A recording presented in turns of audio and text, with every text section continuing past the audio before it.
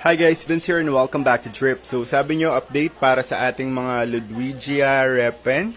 So tingnan natin sila ngayon. Dried tubi, dried tubi, dried tubi. Ano pang hinihintay mo? Add to cart ni Drip, checkout mo na yan. Huwag mo kalimutan ng hashtag DripMadeMeBuy Andyan ang ating mga discuss. O ayun, nagtago na naman sila.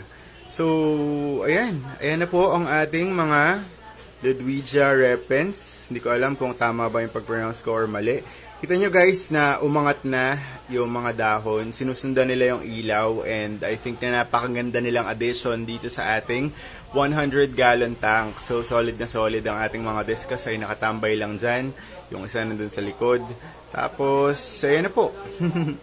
Nakakatuwa lang. Mag-add pa tayo ng more plants in the future kasi pupunuin pa natin ng plants to. Dun pa sa gilid, wala pa masyadong plants dun. So, dahan-dahan lang, hindi naman natin kailangan na sobrang biglain to kasi nga, budget meal tayo palagi.